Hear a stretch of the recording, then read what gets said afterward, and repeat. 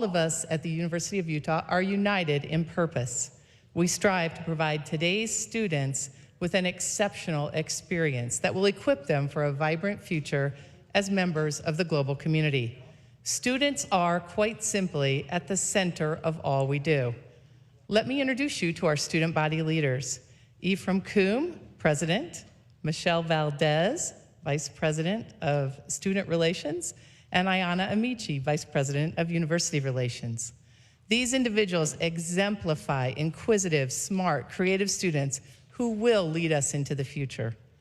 I asked Michelle one thing she wanted the world to know about the University of Utah, and she said that this is a place for everyone from any background to come and accomplish extraordinary things. This is an institution for anyone, not only to learn, do research, teach, or lead, but to do all of those things in an exemplary manner. At the University of Utah, there is endless opportunity. And Ephraim offered a message of hope for the students who are listening tonight.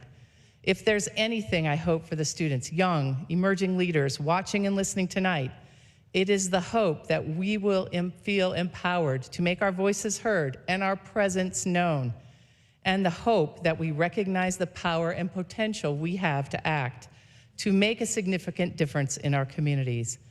But it all starts with what we do today, especially as we tune in tonight. We are the future, yes, but we are also the present, and present we will be. This election may be the first involvement in the nation's political process for many students. We have emphasized how very important it is to be a part of an informed, involved citizenry. Ayana offered this message from students here at the U to students listening from around the world. I want students worldwide to know that partaking in election processes is indispensable, as we are all citizens of humankind, and our chief role as such is to tailor the world to be more ethical than the one we grew up in. In order to avoid complicity in governmental injustice, it is our responsibility to vote for just outcomes within our own respective structures. It is our responsibility to be commonly decent. From all of us at the University of Utah, our very best wishes to Vice President Mike Pence and Senator Kamala Harris this evening, and my deepest appreciation to all who helped plan and prepare for tonight, from our campus, the Utah Debate Commission, and the Commission on Presidential Debates. Thank you all, and again, warmest welcome to the University of Utah.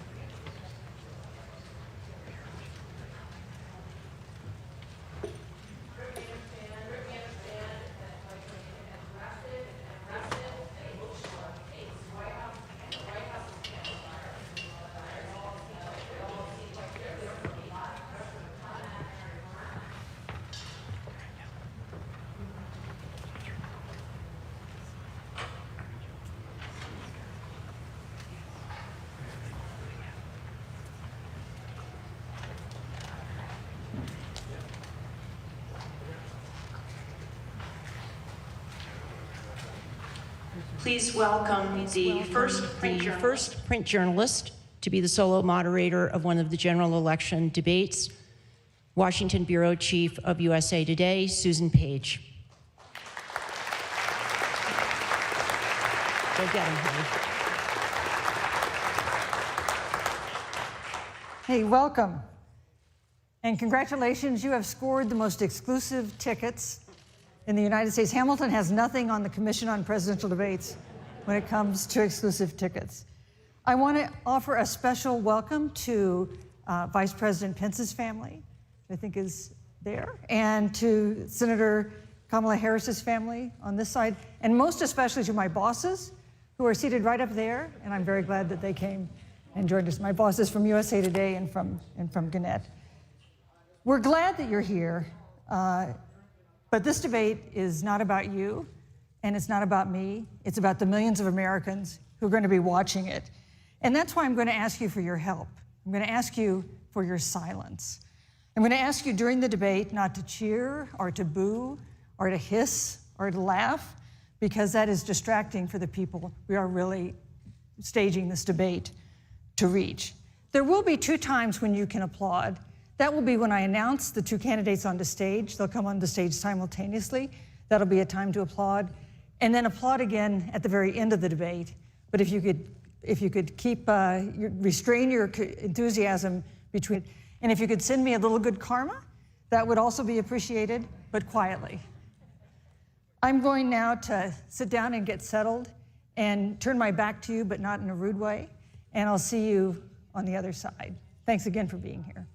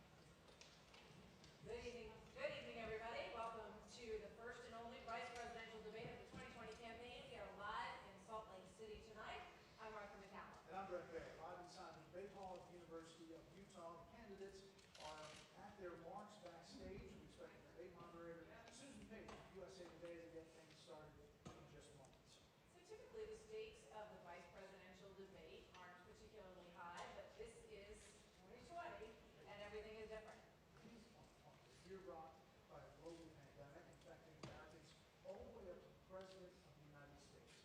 A crippling economic crisis as a result of that. And a Supreme Court vacancy that really could reshape the law of the land.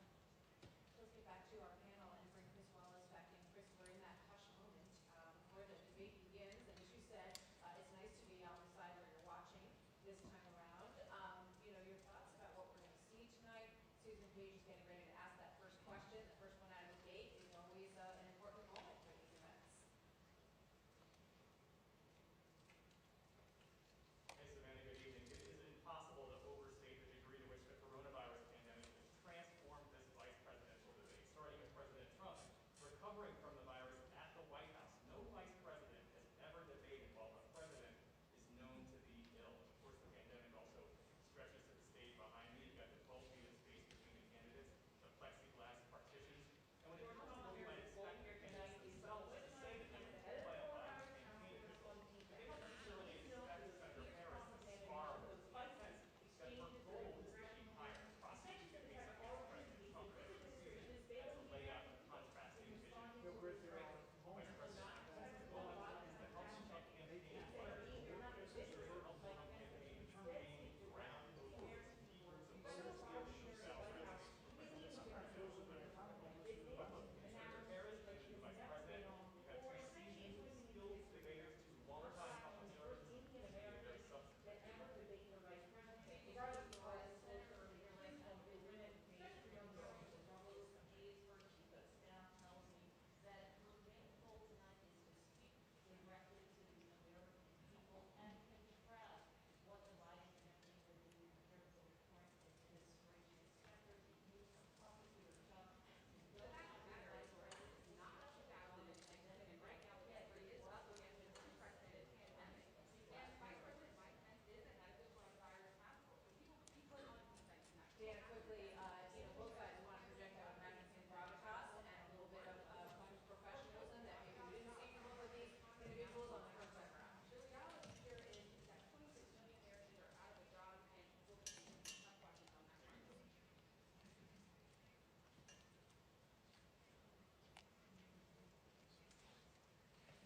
This could make a difference. As we've seen the polls since the first debate, Joe Biden and Kamala Harris have expanded their lead in national polls into some of the battleground states, but we are still 27 days from this election.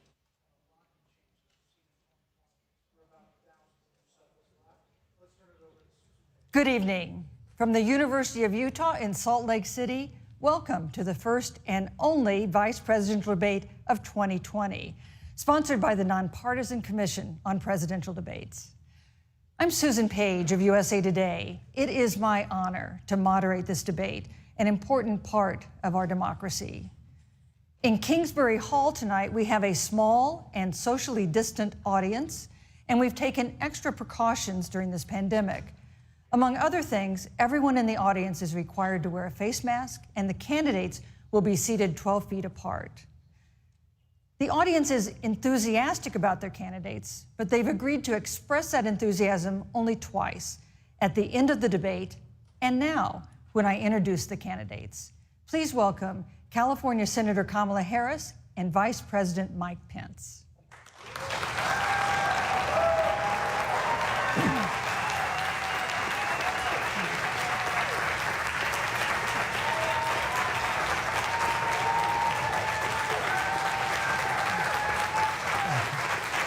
Thank you.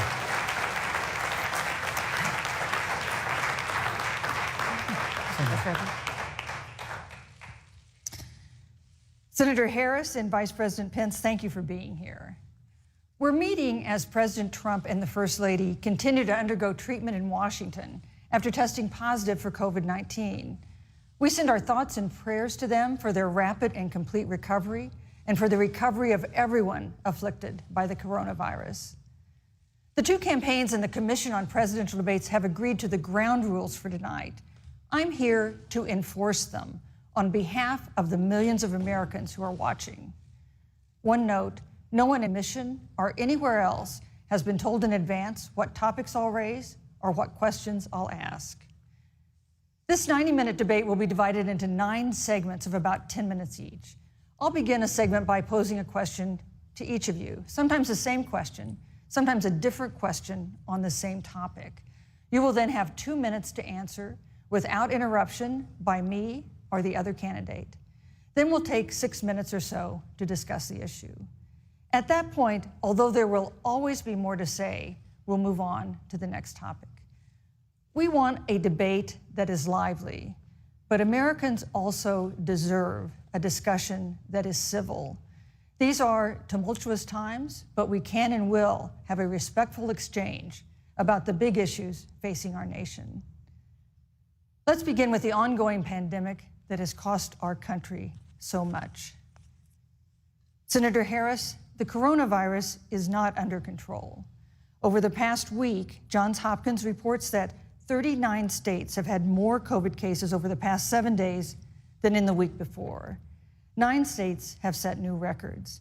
Even if a vaccine is released soon, the next administration will face hard choices. What would a Biden administration do in January and February that a Trump administration wouldn't do? Would you impose new lockdowns for businesses and schools and hotspots? A federal mandate to wear masks? You have 2 minutes to respond without interruption. Thank you, Susan. Well, the American people have witnessed what is the greatest failure of any presidential administration in the history of our country. And here are the facts. 210,000 dead people in our country in just the last several months. Over 7 million people who have contracted this disease. 1 in 5 businesses closed. We're looking at frontline workers who have been treated like sacrificial workers. We are looking at over 30 million people who in the last several months had to file for unemployment. And here's the thing. On January 28th, the vice president and the president were informed about the nature of this pandemic. They were informed that it's lethal in consequence, that it is airborne, that it will affect young people, and that it would be contracted because it is airborne. And they knew what was happening, and they didn't tell you. Can you imagine if you knew on January 28th, as opposed to March 13th, what they knew, what you might have done to prepare? They knew and they covered it up. The president said it was a hoax. They minimized the seriousness of it. The president said, you're on one side of his ledger if you wear a mask, you're on the other side of his ledger if you don't. And in spite of all of that, today they still don't have a plan. They still don't have a plan. Well, Joe Biden does. And our plan is about what we need to do around a national strategy for contact tracing, for testing, for administration of the vaccine, and making sure that it will be free for all. That is the plan that Joe Biden has and that I have, knowing that we have to get a hold of what has been going on, and we need to save our country. And Joe Biden is the best leader to do that, and frankly, this administration has forfeited their right to re-election based on this. Thank you, Senator Harris. Vice President Pence, more than 210,000 Americans have died of COVID-19 since February. The U.S. death toll as a percentage of our population is higher than that of almost every other wealthy nation on earth. For instance, our death rate is 2.5 times that of Canada next door. You head the administration's coronavirus task force. Why is the U.S. death toll as a percentage of our population higher than that of almost every other wealthy country? And you have 2 minutes to respond without interruption. Susan, thank you. And I want to thank the Commission and the University of Utah for hosting this event. And Senator Harris, it's a privilege to be on the stage with you. You know, our nation has gone through a very challenging time this year. But I want the American people to know that from the very first day, President Donald Trump has put the health of America first. Before there were more than 5 cases in the United States, all people who had returned from China, President Donald Trump did what no other American president had ever done. And that was he suspended all travel from China, the second largest economy in the world. Now, Senator Joe Biden opposed that decision. He said it was xenophobic and hysterical. But I can tell you, having led the White House Coronavirus Task Force, that that decision alone by President Trump bought us invaluable time to stand up the greatest national mobilization since World War II. And I believe it saved hundreds of thousands of American lives. Because with that time, we were able to reinvent testing. More than 115 million tests have been done to date. We were able to see to the delivery of billions of supplies so our doctors and nurses had the resource and support they needed. And we began, really before the month of February was out, to develop a vaccine and to develop medicines and therapeutics that have been saving lives all along the way. And under President Trump's leadership, Operation Warp Speed, we believe we'll have literally tens of millions of doses of a vaccine before the end of this year. The reality is, when you look at the Biden plan, it reads an awful lot like what President Trump and I and our task force have been doing every step of the way. I mean, quite frankly, when I look at their plan that talks about advancing testing, creating new PPE, developing a vaccine, it looks a little bit like plagiarism, which is something Joe Biden knows a little bit about. And I think the American people know that this is a president who has put the health of America first, and the American people, I believe with my heart, can be proud of the sacrifices they have made. It's saved countless American lives. Senator Harris, would you like to respond? Absolutely. Whatever the vice president is claiming the administration has done, clearly it hasn't worked. When you're looking at over 210,000 dead bodies in our country, American lives that have been lost, families that are grieving that loss. And you know, the vice president is the head of the task force and knew on January 28th how serious this was. And then thanks to Bob Woodward, we learned that they knew about it. And then when that was exposed, the vice president said, when asked, well, why didn't y'all tell anybody? He said, because the president wanted people to remain calm. Well, let's get no, but Susan, this is important. Susan, I want to add, but here. Mr. Vice President, I'm speaking. I have to I'm weigh speaking. Yeah, you So can have I 15 more wanna- seconds, and then we'll give the vice president Thank a you. chance to So I respond. want to ask the American people, how calm were you when you were panicked about where you're going to get your next roll of toilet paper? How calm were you when your kids were sent home from school and you didn't know when they could go back? How calm were you when your children couldn't see your parents because you were afraid they could kill them? Let's give Vice President Pence a chance to respond. Vice President Pence, you have 1 minute to respond. You know, there's not a day gone by that I haven't thought of every American family that's lost a loved one. And I want all of you to know that you'll always be in our hearts and in our prayers. But when you say what the American people have done over these last 8 months hasn't worked, that's a great disservice to the sacrifices the American people have made. The reality, if I may finish, Senator, the reality is Dr. Fauci said everything that he told the president in the Oval Office, the president told the American people. Now, President Trump, I will tell you, has boundless confidence in the American people, and he always spoke with confidence that we'd get through this together. But when you say it hasn't worked, when Dr. Fauci and Dr. Birx and our medical experts came to us in the second week of March, they said if the president didn't take the unprecedented step of shutting down roughly half of the American economy, that we could lose 2.2 million Americans. Now, that's the reality. Thank you. They also said Vice to us, if we President did Pence. everything right, Susan, we could still lose more than 200,000 Americans. Vice President Now, one Pence. life lost is Thank too you. many, Susan. But the American people, I believe, deserve credit for the sacrifices that they have made, putting the health of their family and their neighbors first, our doctors, our nurses, our first Thank you, Vice responders. President Pence. And I'm going to speak up on behalf of what the American people have done. Vice President Pence, you were in the front row in a Rose Garden event 11 days ago at what seems to have been a super spreader event for senior administration and congressional officials. No social distancing, few masks, and now a cluster of coronavirus cases among those who were there. How can you expect Americans to follow the administration's safety guidelines to protect themselves from COVID when you at the White House have not been doing so? Well, the American people have demonstrated over the last 8 months that when given the facts, they're willing to put the health of their families and their neighbors and people they don't even know first. And President Trump and I have great confidence in the American people and their ability to take that information and put it into practice. In the height of the epidemic, when we were losing a heartbreaking number of 2,500 Americans a day, we surged resources to New Jersey and New York and New Orleans and Detroit. We told the American people what needed to be done, and the American people made the sacrifices. When the outbreak in the Sun Belt happened this summer, again, Americans stepped forward. But the reality is the work of the President of the United States goes on. A vacancy on the Supreme Court of the United States has come upon us, and the President introduced Judge Amy Coney Barrett. Thank you, Vice President. At that, if I may say, that Rose Garden event, there's been a great deal of speculation about it. My wife Karen and I were there and honored to be there. Many of the people who were at that event, Susan, actually were tested for coronavirus, and it was an outdoor event, which all of our scientists regularly and routinely advise. The difference here is President Trump and I trust the American people to make choices in the best interest of their health.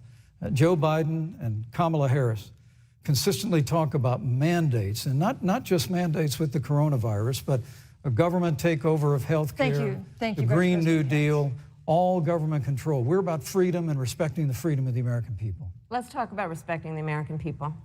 You respect the American people when you tell them the truth. You respect the American people when you have the courage to be a leader speaking of those things that you may not want people to hear, but they need to hear so they can protect themselves.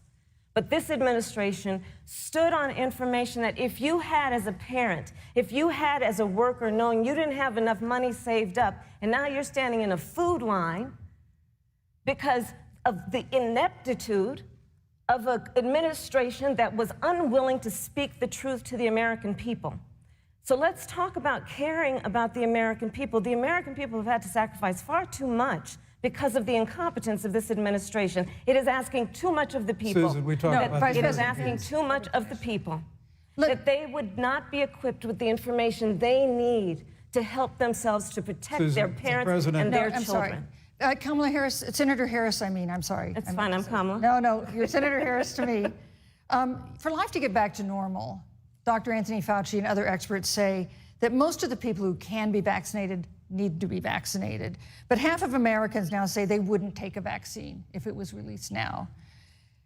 If the Trump administration approves a vaccine before or after the election, should Americans take it, and would you take it? If the public health professionals, if Dr. Fauci, if the doctors tell us that we should take it, I'll be the first in line to take it, absolutely. But if Donald Trump tells us that we should take it, I'm not taking it. Vice President Pence, there have been a lot of repercussions from this pandemic. In recent days, the president's diagnosis of COVID-19 has underscored the importance of the job that you hold and that you are seeking. That's our second topic tonight. It's the role of the vice president. One of you will make history on January 20th. You will be the vice president to the oldest president the United States has ever had. Donald Trump will be 74 years old on Inauguration Day. Joe Biden will be 78 years old. That already has raised concerns among some voters, concerns that have been sharpened by President Trump's hospitalization in recent days. Vice President Pence, have you had a conversation or reached an agreement with President Trump about safeguards or procedures when it comes to the issue of presidential disability? And if not, do you think you should? You have 2 minutes without interruption. Well, Susan, thank you, although I would like to go back. I think we need to move on to the issue of thank you, but I would like to go back because the reality is that we're going to have a vaccine, Senator, in record time, in unheard of time, in less than a year. We have 5 companies in phase 3 clinical trials, and we're right now producing tens of millions of doses. So the fact that you continue to undermine public confidence in a vaccine, if the vaccine emerges during the Trump administration, I think is unconscionable. And Senator, I just ask you, stop playing politics with people's lives. The reality is that we will have a vaccine, we believe, before the end of this year. And it will have the capacity to save countless American lives. And your continuous undermining of confidence in a vaccine is it's just unacceptable. And let me also say, the reality is when you talk about failure in this administration, we actually do know what failure looks like in a pandemic. It was 2009. The swine flu arrived in the United States. Thankfully, it ended up not being as lethal as the coronavirus. But before the end of the year, when Joe Biden was vice president of the United States, not 7.5 million people contracted the swine flu, 60 million Americans contracted the swine flu. If the swine flu had been as lethal as the coronavirus, in 2009, when Joe Biden was vice president, we would have lost 2 million American lives. His own chief of staff, Ron Klain, would say last year that it was pure luck that they did, quote, everything possible wrong. And we learned from that. They left the strategic national stockpile empty. They left an empty and hollow plan, but we still learned from it. And I think the American people, I want to say again, can be proud Vice President Pence, I'm sorry, of what we have done. And Senator, please stop undermining confidence in a vaccine. Senator Harris, let me ask you the same question that I asked Vice President Pence, which is, have you had a conversation or reached an agreement with Vice President Biden about safeguards or procedures when it comes to the issue of presidential disability? And if not, and if you win the election next month, do you think you should? You have 2 minutes uninterrupted. So let me tell you, first of all, the day I got the call from Joe Biden, it was actually a Zoom call, asking me to serve with him on this ticket was probably one of the most memorable days of my life. I thought about my mother, who came to the United States at the age of 19, gave birth to me at the age of 25 at Kaiser Hospital in Oakland, California. And the thought that I'd be sitting here right now, I know would make her proud, and she must be looking down on this. Joe and I were raised in a very similar way. We were raised with values that are about hard work, about the value and the dignity of public service, and about the importance of fighting for the dignity of all people. And I think Joe asked me to serve with him because, I have a career that included being elected the first woman district attorney of San Francisco, where I created models of innovation for law enforcement in terms of reform of the criminal justice system. I was elected the first woman of color and black woman to be elected Attorney General of the state of California, where I ran the second largest Department of Justice in the United States, second only to the United States Department of Justice. And there I took on everything from transnational criminal organizations to the big banks that were taking advantage of homeowners, to for-profit colleges that were taking advantage of veterans. And then, of course, now I serve in the United States Senate as only the second black woman ever elected to the United States Senate. I serve on the Senate Intelligence Committee, where I've been in regular receipt of classified information about threats to our nation and hotspots around the world. I've traveled the world. I've met with our soldiers in war zones. And I think Joe has asked me to serve with him because he knows that we share a purpose which is about lifting up the American people. And after the 4 years that we have seen of Donald Trump unifying our country around our common values and principles. Thank you, Senator Harris. Neither President Trump nor Vice President Biden has released a sort of detailed health information that had become the modern norm until the 2016 election. And in recent days, President Trump's doctors have given misleading answers or refused to answer basic questions about his health. And my question to each of you in turn is this information voters deserve to know? Vice President Pence, would you like to go first? Well, Susan, thank you. And let me say, on behalf of the President and the First Lady, how moved we've all been by the outpouring of prayers and concern for the President. And I do believe it's emblematic of the prayers and the concern that have ushered forth for every American impacted by the coronavirus. But the care the President received at Walter Reed Hospital, the White House doctors, was exceptional. And the transparency that they practiced all along the way will continue. The American people have a right to know about the health and well-being of their President, and will continue to do that. But I'm just extremely grateful and was more moved by the broad and bipartisan support. And Senator, I want to thank you and Joe Biden for your expressions of genuine concern. And I also want to congratulate you, as I did on that phone call, on the historic nature of your nomination. Thank you. I never expected to be on this stage 4 years ago, so I know the feeling. But the reality is we've got an election before the American people in the midst of this challenging year. And the stakes have never been higher, but I think the choice has never been clearer. I want to give Senator Harris a chance to respond to the same question I ask, which is, do voters have a right to know more detailed health information about presidential candidates and especially about presidents, especially when they're facing some kind of challenge? Absolutely, and that's why Joe Biden has been so incredibly transparent, and certainly by contrast, the president has not, both in terms of health records, but also let's look at taxes.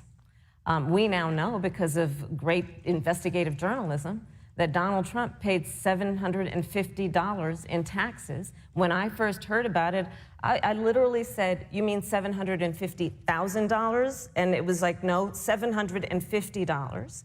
We now know Donald Trump owes and is in debt for $400 million. And just so everyone is clear, when we say in debt, it means you owe money to somebody.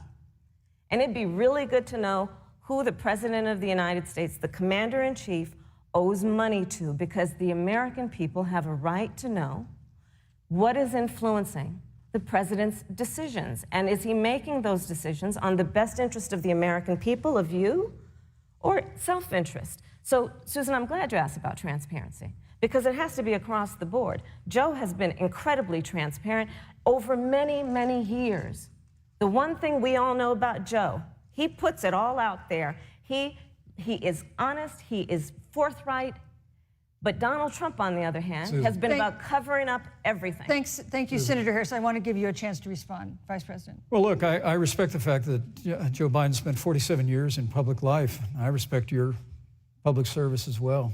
Thank you. But the American people have a president who's a businessman, he's a job creator, who's paid tens of millions of dollars in taxes, payroll taxes, property taxes. He's created tens of thousands of American jobs.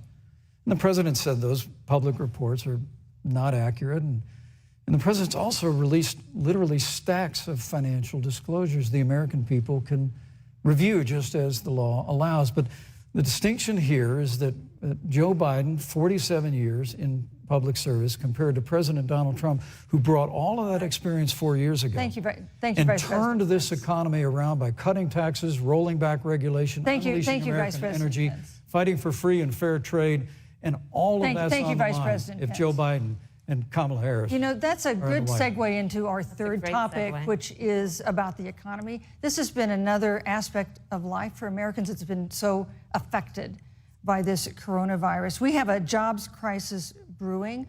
On Friday, we learned that the unemployment rate had declined to 7.9% in September, but the job growth had stalled, and that was before the latest round of layoffs and furloughs in the airline industry at Disney and elsewhere.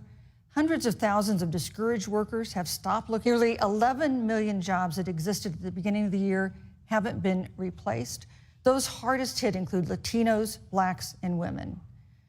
Senator Harris, the Biden-Harris campaign has proposed new programs to boost the economy, and you would pay for that new spending by raising $4 trillion in taxes on wealthy individuals and corporations. Some economists warn that could curb entrepreneurial ventures that fuel growth and create jobs. Would raising taxes put the recovery at risk? And you have 2 minutes to answer uninterrupted. Thank you. On the issue of the economy, I think there couldn't be a more fundamental difference between Donald Trump and Joe Biden. Joe Biden believes you measure the health and the strength of America's economy based on the health and the strength of the American worker and the American family. On the other hand, you have Donald Trump, who measures the strength of the economy based on how rich people are doing, which is why he passed a tax bill benefiting the top 1% and the biggest corporations of America, leading to a $2 trillion deficit that the American people are going to have to pay for. On day one, Joe Biden will repeal that tax bill. He'll get rid of it.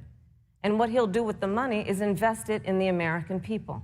And through a plan that is about investing in infrastructure, something that Donald Trump said he would do. I remember hearing about some infrastructure week. I don't think it ever happened.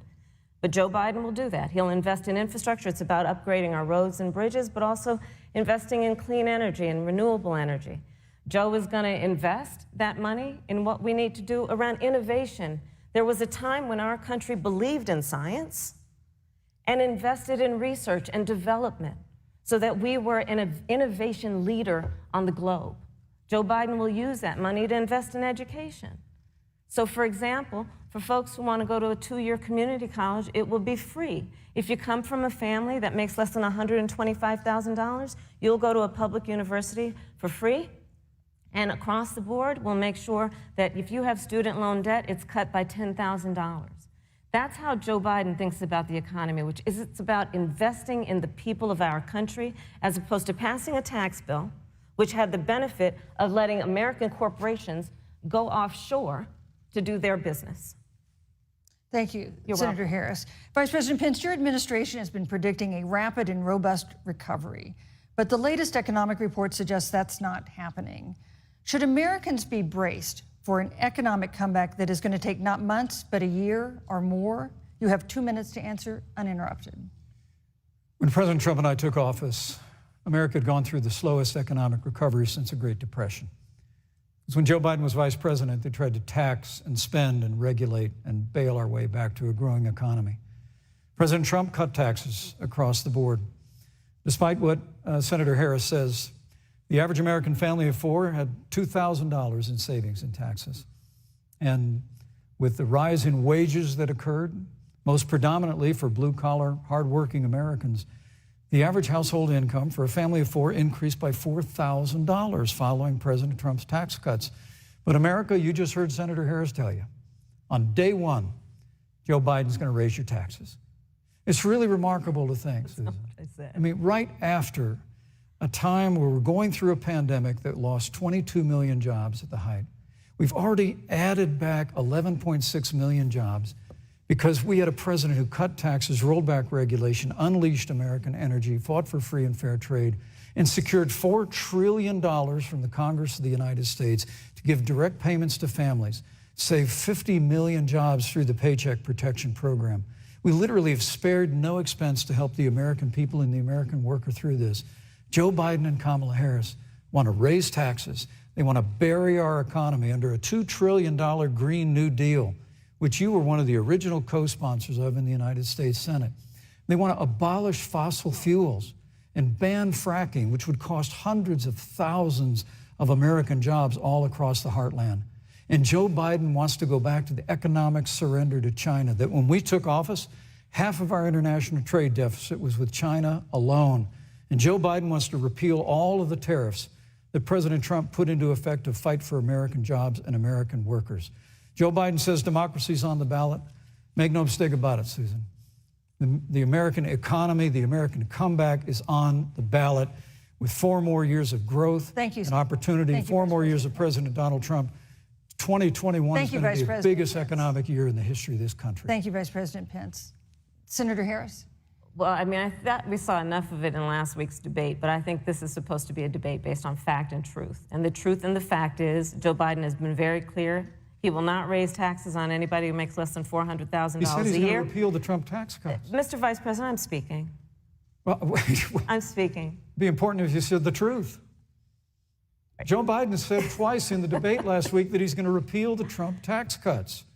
That was tax cuts that gave the average working family $2,000 in a tax break every single year. Senator, that is that's the math. absolutely not true. That is he tax only bill, cutting? Is he only going to repeal part of the Trump tax cuts? If you don't mind letting me finish, we can then have a conversation, okay? Please. Okay.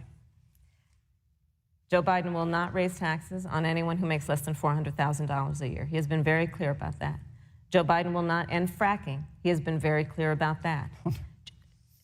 Joe Biden is the one who, during the Great Recession, was responsible for the Recovery Act that brought America back. And now the Trump-Pence administration wants to take credit when they rode the coattails of Joe Biden's success for the economy that they had at the beginning of their term. Of course, now the economy is a complete disaster. But Joe Biden, on the one hand, did that. On the other hand, you have Donald Trump, who has reigned over a recession that is being compared to the Great Depression. On the one hand, you have Joe Biden, who was responsible with President Barack Obama for the Affordable Care Act, which brought health care to over 20 million Americans and protected people with pre-existing conditions. And what it also did is it saved those families who otherwise were going bankrupt. because of hospital bills they could not afford. On the other hand, you have Donald Trump, who's in court right now, trying to get rid of the Affordable Care Act, which means that you will lose protections if you have pre-existing conditions. And this is very important, Susan. Yes, and it's but important. we need to give Vice President. I'd just like to, he interrupted me, and I'd like to just finish, please. If you have a pre-existing condition, heart disease, diabetes, breast cancer, they're coming for you. If you love someone who has a pre-existing condition, they're coming for you. If you are under the age of 26 on your parents' coverage, they're coming for you. Senator Harris, thank you. You're welcome. Let me give you a chance to respond. Well, I hope we have a chance to talk about health care because Obamacare was a disaster. The American people remember it well. And President Trump and I have a plan to improve health care and to protect pre-existing conditions for every American. But look, Senator Harris, you're entitled to your own opinion, but you're not entitled to your own facts.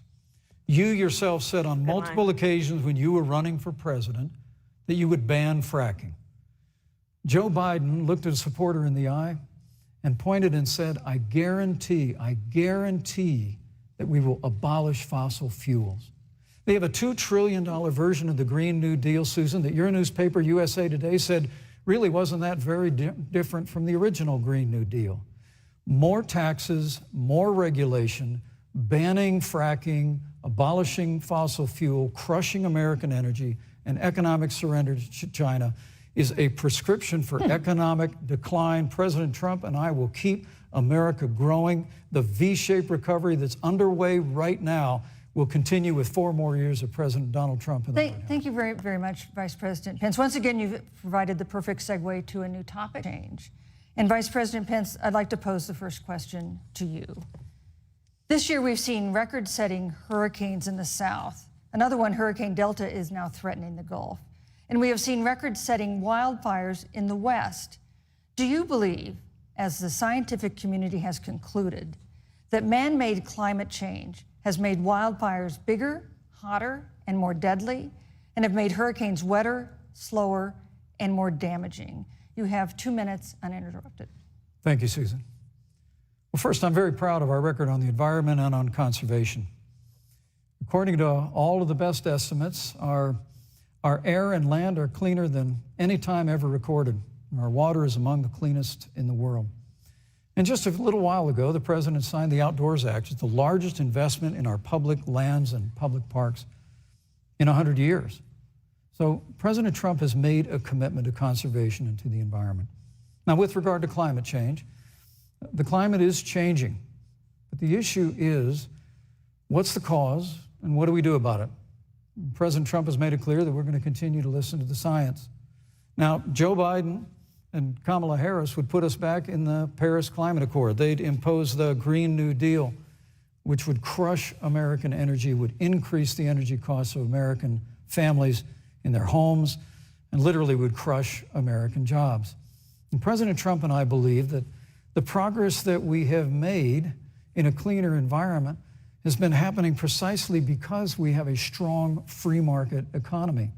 You know, what's remarkable is the United States has reduced CO2 more than the countries that are still in the Paris Climate Accord, but we've done it through innovation, and we've done it through natural gas and fracking, which, Senator, the American people can go look at the record. I know Joe Biden says otherwise now, as you do, but the both of you repeatedly committed to abolishing fossil fuel and banning fracking. And so by creating the kind of American innovation, we're actually steering toward a stronger and better environment. With regard to wildfires, President Trump and I believe that forest management has to be front and center, and even Governor Gavin Newsom from your state has agreed we've got to work on forest management. And with regard to hurricanes, the National Oceanic Administration tells us that actually as difficult as they are, Thank you, Vice President. There are no more hurricanes today than there were 100 years ago. Thank you. But many of the climate alarmists use hurricanes and wildfires to try and sell their bill of goods of a Green New Deal. And President Trump and I are going to always put American jobs and American workers first. Senator Harris, as the Vice President mentioned, you co-sponsored the Green New Deal in Congress. But Vice President Biden said in last week's debate that he does not support the Green New Deal. But if you look at the Biden-Harris campaign website, it describes the Green New Deal as a crucial framework. What exactly would be the stance of a Biden-Harris administration toward the Green New Deal? You have 2 minutes uninterrupted. Sure. So first of all, I will repeat, and the American people know, that Joe Biden will not ban fracking. That is a fact. That is a fact. I will repeat that Joe Biden has been very clear that he thinks about growing jobs, which is why he will not increase taxes for anyone who makes less than $400,000 a year.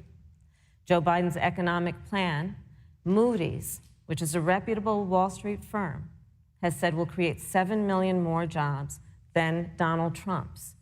And part of those jobs that will be created by Joe Biden are going to be about clean energy and renewable energy. Because you see, Joe understands that the west coast of our country is burning, including my home state of California. Joe sees what is happening on the Gulf states, which are being battered by storms. Joe has seen and talked with the farmers in Iowa, whose entire crops have been destroyed because of floods. And so Joe believes, again, in science. I'll tell you something, Susan. I served, when I first got to the Senate, on the committee that's responsible for the environment. Do you know this administration took the word science off the website and then took the phrase climate change off the website? We have seen a pattern with this administration, which is they don't believe in science. And Joe's plan is about saying we're going to deal with it, but we're also going to create jobs. Donald Trump, when asked about the wildfires in California, and the question was, you know, the science is telling us this, you know what Donald Trump said? Science doesn't know. So let's talk about who is prepared to lead our country over the course of the next 4 years on what is an existential threat to us as human beings. Joe is about saying we're going to invest that in renewable energy. It's going to be about the creation of millions of jobs. We will achieve net zero emissions by 2050, carbon neutral by 2035. Joe has a plan. This has been a lot of talk from the Trump administration, and really it has been to go backward instead of forward. We will also re-enter the climate agreement with pride. Senator Harris just said that climate change is an existential threat. Vice President Pence, do you believe that climate change poses an existential threat? As I said, Susan, the climate is changing. We'll follow the science. But once again, Senator Harris is denying the fact that they're going to raise taxes on every American. Joe Biden said twice in the debate last week that on day one he was going to repeal the Trump tax cuts. Those tax cuts delivered $2,000 in tax relief to the average family of 4 across America. And with regard to banning fracking, I just recommend that people look at the record. You yourself said repeatedly that you would ban fracking. You were the first Senate co-sponsor of the Green New Deal. And while Joe Biden denied the Green New Deal, Susan, thank you for pointing out, the Green New Deal is on their campaign website. And as USA Today said, it's essentially the same plan as you co-sponsored with AOC when she submitted it in the Senate. And you just heard the senator say that she's going to resubmit America to the Paris Climate Accord. Look, the American people have always cherished our environment. We'll continue to cherish it. We've made great progress reducing CO2 emissions through American innovation and the development of natural gas through fracking. We don't need a massive $2 trillion Green New Deal that would impose all new mandates on American businesses and American families. Thank you. Joe Biden wants us to retrofit 4 million American business buildings. It makes no sense. It will cost jobs. President Trump is going to put America first. He's going to put jobs first, and we're going to take care of our environment and follow the science. Thank you, Vice President. On the issue of jobs, Senator Harris, let's talk about that. The Vice President earlier referred to, as part of what he thinks is an accomplishment, the President's trade war with China. You lost that trade war. You lost it. What ended up happening is because of a so-called trade war with China, America lost 300,000 manufacturing jobs. Farmers have experienced bankruptcy because of it. We are in a manufacturing recession because of it. And when we look at where this administration has been, there are estimates that by the end of the term of this administration, they will have lost more jobs than almost any other presidential administration. And the American people know what I'm talking about. You know, I think about 20-year-olds. You know, we have a 20-year-old, a 20-something-year-old, who are coming out of high school and college right now, and you're wondering, is there going to be a job there for me? We're looking at people who are trying to figure out how they're going to pay rent by the end of the month. Almost half of American renters are worried about whether they're going to be able to pay rent by the end of the month. This is where the economy is in America right now, and it is because of the catastrophe and the failure of leadership of this administration. Thank you, Senator Harris. Vice President Pence, let me give you just 15 seconds to respond, because then I want to move on to Well, I'd love to respond. Look, lost the trade war with China. Joe Biden never fought it. Joe Biden has been a cheerleader for communist China over the last several decades. And again, Senator Harris, you're entitled to your opinion. You're not entitled to your own facts. When Joe Biden was vice president, we lost 200,000 manufacturing jobs, and President Obama said they were never coming back. He said we needed a magic wand to bring them back. In our first 3 years after we cut taxes, rolled back regulation, unleashed American energy, this administration saw 500,000 manufacturing jobs created. And that's exactly the kind of growth we're going to continue to see as we bring our nation through this pandemic. But a Green New Deal, your massive new mandates, your Paris Climate Accord, it's going to kill jobs this time, just like it killed jobs. I just need to respond very briefly, 15 please. seconds, and then we'll move on. Thank you. Joe Biden is responsible for saving America's auto industry, and you voted against it. So let's set the record straight. Thank you. I'd like to talk about China. We have, as our next topic, we have no more complicated or consequential foreign relationship than the one with China. It is a huge market for American agricultural goods. It's a potential partner in dealing with climate change in North Korea. And in a video tonight, President Trump again blamed it for the coronavirus, saying China will pay. Vice President Pence, how would you describe our fundamental relationship with China? Competitors, adversaries, enemies? You have 2 minutes. Thank you, Susan. Well, before I leave that, let me speak to voting records if I can. You know, everybody knows that NAFTA cost literally thousands of American factories to close. We saw automotive jobs go south of the border. President Trump fought to renegotiate NAFTA. And the United States-Mexico-Canada agreement is now the law of the land. American people deserve to know Senator Kamala Harris was one of only 10 members of the Senate to vote against the USMCA. It was a huge win for American auto workers. It was a huge win for American farmers, especially dairy in the upper Midwest.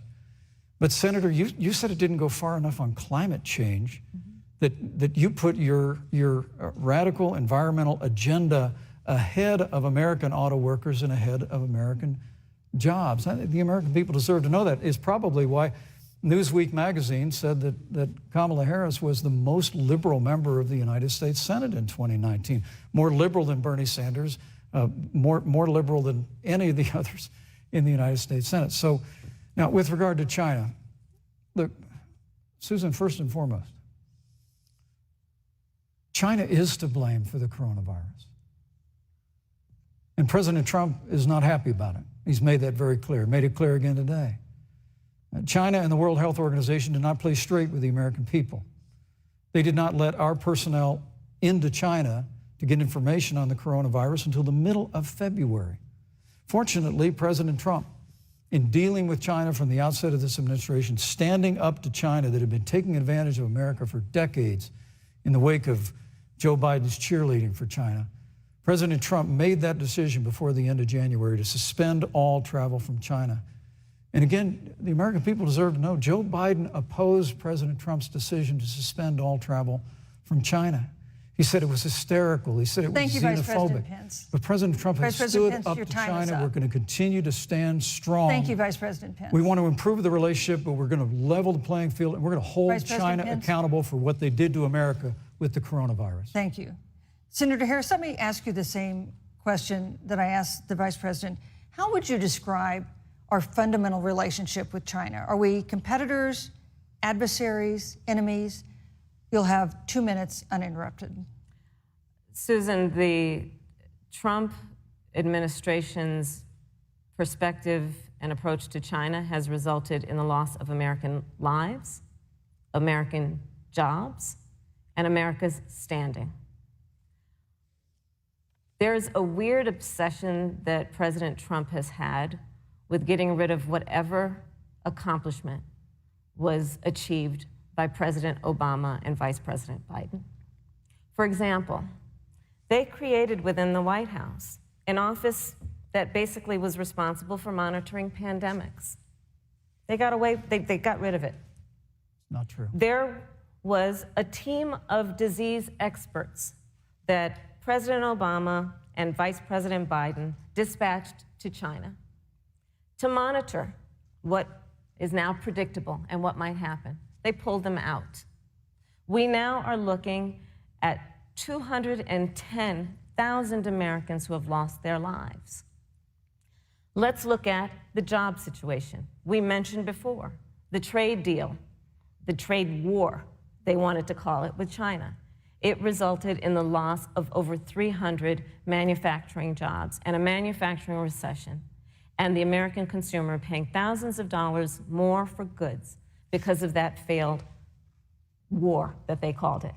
Then let's talk about standing. Pew, a reputable research firm, has done an analysis that shows that leaders of all of our formerly allied countries have now decided that they hold in greater esteem and respect Xi Jinping, the head of the Chinese Communist Party, than they do Donald Trump, the President of the United States, the Commander-in-Chief of the United States. This is where we are today because of a failure of leadership by this administration. Senator Harris, we've seen changes in the role of the United States in terms of global leadership over the past 4 years. And of course, times do change. What's your definition? We've seen strains with China, of course, as the Vice President mentioned. We've seen strains with our traditional allies in NATO and elsewhere. What is your definition of the role of American leadership in 2020? So, you know, Joe is, I love talking with Joe about a lot of these issues. And, you know, Joe, I think he said it quite well. He says, you know, foreign policy, it might sound complicated, but really it's relationships. So just think about it as relationships. And so we know this in our personal and professional relationships. You got to keep your word to your friends. Got to be loyal to your friends. People who've stood with you, got to stand with them. You got to know who your adversaries are and keep them in check. But what we have seen with Donald Trump is that he has betrayed our friends and embraced dictators around the world. Let's take, for example, Russia. So, I serve on the Intelligence Committee of the United States Senate. America's intelligence community told us Russia interfered in the election of the President of the United States in 2016 and is playing in 2020. Christopher Wray, the director of the FBI, said the same. But Donald Trump, the Commander-in-Chief of the United States of America, prefers to take the word of Vladimir Putin over the word of the American intelligence community. You look at our friends at NATO. He has walked away from agreements. You can look at the Iran nuclear deal, which now has put us in a position where we are less safe because they are building up what might end up being a significant nuclear arsenal. We were in that deal, guys. We were in the Iran nuclear deal with friends, with allies around the country. And because of Donald Trump's unilateral approach to foreign policy, coupled with his isolationism, he pulled us out and has made America less safe. So, Susan, it's about relationships. And the thing that has always been part of the strength of our nation, in addition to our great military, has been that we keep our word. But Donald Trump doesn't understand that because he doesn't understand what it means to be honest. Thank you, Senator Harris. Vice President Pence, let me give you a chance to respond. Well, thank you. Well, President Trump kept his word when we moved the American embassy to Jerusalem, the capital of the state of Israel. When Joe Biden was vice president, they promised to do that, and they never did. We've stood strong with our allies, but we've been demanding. NATO is now contributing more to our common defense than ever before, thanks to President Trump's leadership. We've strengthened our alliances across the Asia-Pacific, and we've stood strong against those who would do us harm. You know, when President Trump came into office, ISIS had captured an area of the Middle East the size of Pennsylvania. But President Trump unleashed the American military, and our armed forces destroyed the ISIS caliphate and took down their leader, al-Baghdadi, without one American casualty.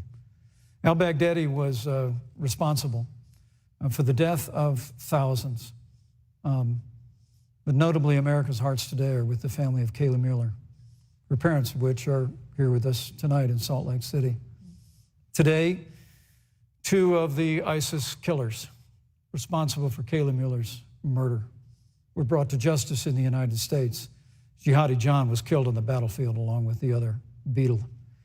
The reality is that when Joe Biden was vice president, we had an opportunity to save Kayla Mueller. It breaks my heart to reflect on it, but the military came into the Oval Office, presented a plan. They said they knew where Kayla was. Baghdadi had held her for 18 months, abused her mercilessly before they killed her. But when Joe Biden was vice president, they hesitated for a month.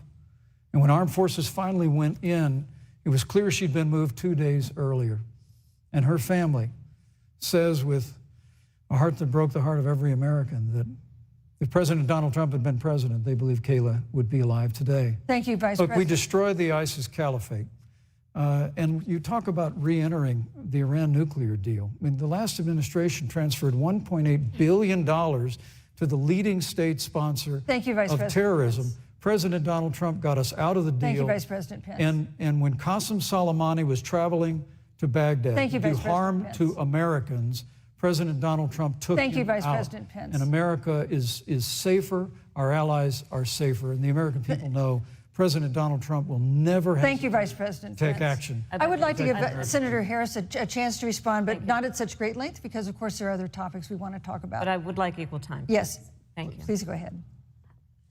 First of all, to the Mueller family, I know about your daughter's case, and I'm so sorry. I'm so sorry.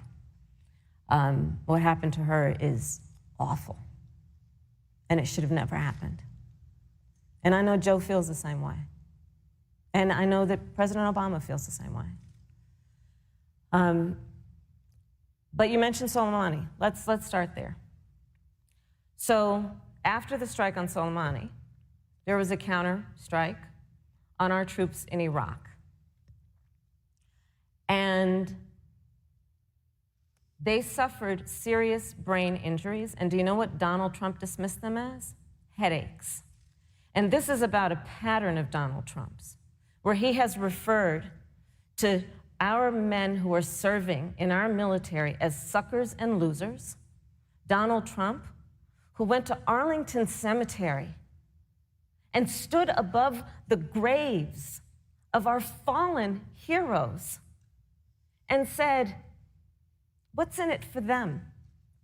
Because, of course, you know, he only thinks about what's in it for him. Let's take what he said about John McCain, a great American hero. And Donald Trump says he doesn't deserve to be called a hero because he was a prisoner of war. And this is very important when you want to talk about who is the current commander-in-chief and what they care about and what they don't care about. Public reporting that Russia had bounties on the heads of American soldiers. And you know what a bounty is?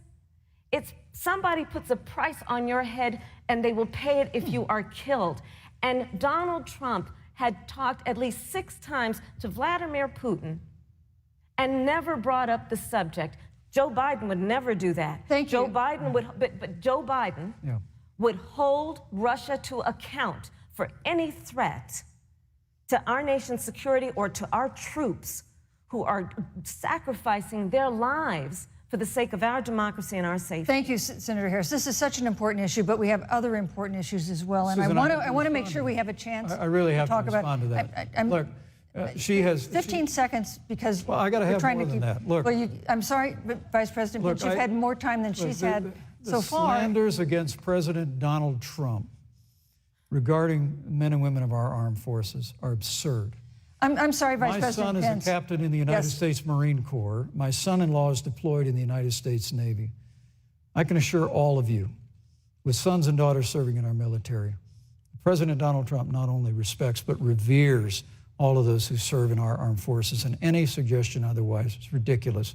Thank you, Vice President Pence. Vice The American people deserve, Susan, the American people deserve to know. Vice President Pence, I did not, excuse me, Susan, the I did American not people create deserve the to know rules for tonight. Joe Biden. Your and campaigns agreed to the rules for tonight's debate with the Commission on Presidential Debates. I'm here to enforce them, which involves moving from one topic to another, giving roughly equal time to both of you, which is what I'm trying very hard to do. Go right ahead. So I want to go ahead and move to the next topic, which is an important one, as the last topic was, and that is the Supreme Court.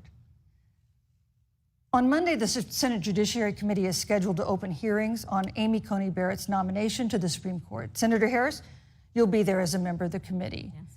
Her confirmation would cement the court's conservative majority and make it likely open to more abortion restrictions, even to overturning the landmark Roe v. Wade ruling. Access to abortion would then be up to the states. Vice President Pence, you're the former governor of Indiana. If Roe v. Wade is overturned, what would you want Indiana to do? Would you want your home state to ban all abortions? You have 2 minutes, uninterrupted. Well, thank you for the question, but I'll use a little bit of my time to respond to that very important issue before. The American people deserve to know Qasem Soleimani, the Iranian general, was responsible for the death of hundreds of American service members. When the opportunity came, we saw him headed to Baghdad to kill more Americans. President Trump didn't hesitate, and Qasem Soleimani is gone. But you deserve to know that Joe Biden and Kamala Harris actually criticized the decision to take out Qasem Soleimani. It's really inexplicable, but with regard to Joe Biden, it's explainable, because history records that Joe Biden actually opposed the raid against Osama bin Laden. It's absolutely essential that we have a commander-in-chief who will not hesitate to act to protect American lives and to protect American service members, and that's what you have in President Donald Trump. Now, with regard to the Supreme Court of the United States, let me say President Trump and I could not be more enthusiastic about the opportunity to see Judge Amy Coney Barrett become Justice Amy Coney Barrett. Now, she's a brilliant woman, and she will bring a lifetime of experience and a sizable American family to the Supreme Court of the United States. And our hope is, in the hearing next week, unlike Justice Kavanaugh received with treatment from you and others, we hope she gets a fair hearing. And we particularly hope that we don't see the kind of attacks on her Christian faith that we saw before. I mean, the Democrat chairman of the Judiciary Committee before, when Judge Barrett was being confirmed for the Court of Appeals, expressed concern that the dogma of her faith lived loudly in her. Dick Durbin of Illinois said that it was a concern. Senator, I know one of our judicial nominees you actually attacked because they were a member of the Catholic Knights of Columbus, just because the Knights of Columbus holds pro-life views and pro-marriage views. Thank you, Vice President Pence. So my hope is that when the hearing takes place, that thank you, Vice President Pence. that Judge Amy Coney Barrett will be respected, Thank you, treated Vice President respectfully, Pence. voted and confirmed Thank to the you. Supreme Court of the United States. Senator Harris, you're the senator from and former Attorney General of California. So let me ask you a parallel question to the one I posed to the Vice President. If Roe v. Wade is overturned, what would you want California to do? Would you want your home state to enact no restrictions on access to abortion? And you have 2 minutes uninterrupted. Thank you, Susan. First of all, Joe Biden and I are both people of faith, and it's insulting to suggest that we would knock anyone for their faith. And in fact, Joe, if elected, will be only the second practicing Catholic as President of the United States. On the issue of this nomination, Joe and I are very clear, as are the majority of the American people. We are 27 days before the decision about who will be the next president of the United States. And, you know, before, when this conversation has come up, you know, it's been about election year or election time. We're literally in an election. Over 4 million people have voted. People are in the process of voting right now. And so Joe has been very clear, as the American people are. Let the American people fill that seat in the White House, and then we'll fill that seat on the United States Supreme Court. And to your point, Susan, the issues before us couldn't be more serious. There's the issue of choice, and I will always fight for a woman's right to make a decision about her own body. It should be her decision and not that of Donald Trump and the Vice President, Michael Pence. But let's also look at what else is before the court. It's the Affordable Care Act. Like, literally in the midst of a public health pandemic, when over 210,000 people have died and 7 million people probably have what will be in the future considered a pre-existing condition because you contracted the virus. Donald Trump is in court right now trying to get rid of the Affordable Care Act. And I said it before, and it bears repeating. This means that there will be no more protections, if they win, for people with pre-existing conditions. Yeah. This means that over 20 million people will lose your coverage. It means that if you're under the age of 26, you can't stay on your parents' coverage anymore. And here's the thing. The contrast couldn't be more clear. They're trying to get rid of the Affordable Care Act. Joe Biden is saying, let's expand coverage. Let's give you a choice of a public option or private coverage.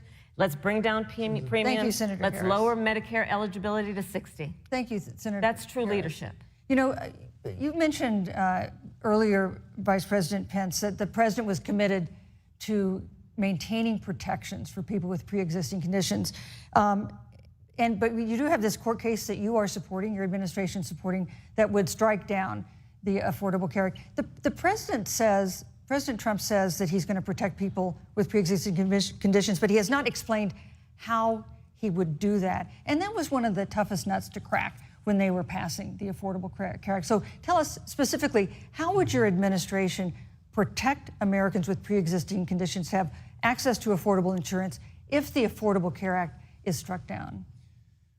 Well, thank you, Susan. But let me just say, addressing your very first question, I couldn't be more proud to serve as vice president to a president who stands without apology for the sanctity of human life. I'm pro-life. I don't apologize for it. And this is another one of those cases where there's such a dramatic contrast. Joe Biden and Kamala Harris support taxpayer funding of abortion all the way up to the moment of birth. Late-term abortion. They want to increase funding to Planned Parenthood of America. Now, for our part, I would never presume how Judge Amy Coney Barrett would rule on the Supreme Court of the United States, but we'll continue to stand strong for the right to life. When you speak about the Supreme Court, though, I think the American people really deserve an answer, Senator Harris. Are you and Joe Biden going to pack the court if Judge Amy Coney Barrett is confirmed?